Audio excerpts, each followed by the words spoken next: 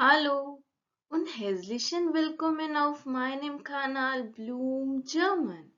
Unser heutiges Märchen ist Der Froschkönig, the Frog Prince.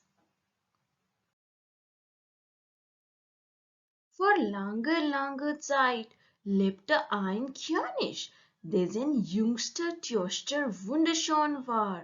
Beim Schlosse des Königs lag ein dunkler Wald, und in dem Wald unter einer alten Linde war ein Brunnen. Dort spielte die jüngste Königstochter oft mit einer goldenen Kugel.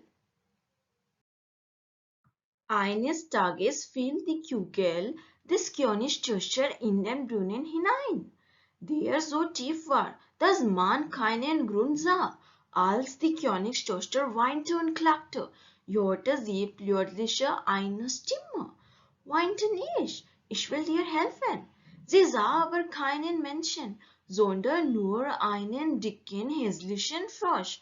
Der wollte ihr Kugel wieder aus dem Brunnen holen, aber das Mädchen musste ihm versprechen, ihn als ihren Freund und Spielkameraden zu betrachten.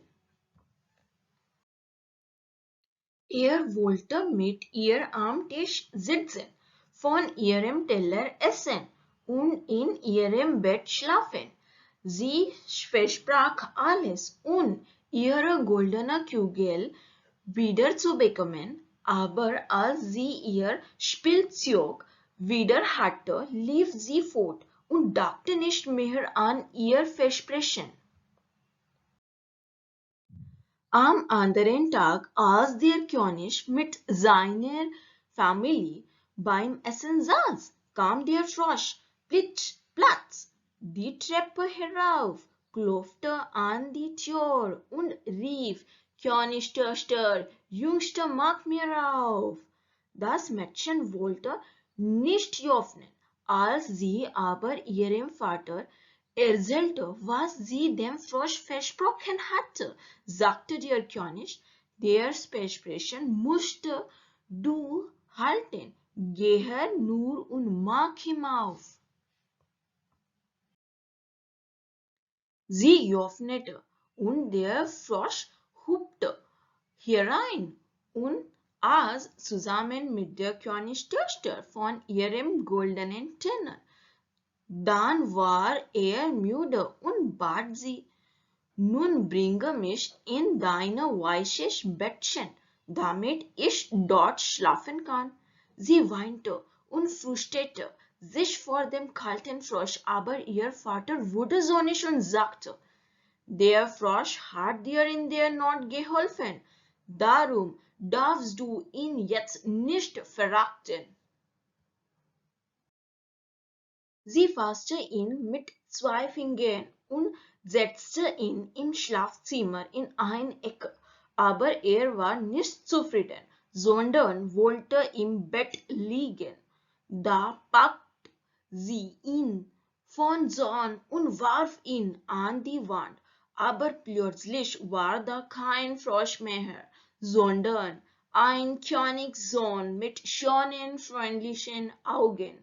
Er erzählte ihr, dass ein böser Flex in einen Frosch verzaubert hatte. Jetzt aber war er von der Königstochter erlöst worden, und er führte sie als Königin in sein Land. Herzlichen Dank, dass Sie Märchen bis zum Ende zugehört haben. Unser nächstes Märchen ist Tischlein deck dich, Esel streck dich, Knüppel aus dem Sack. Also bleiben Sie daran, teilen Sie gerne und abonnieren Sie unseren Kanal.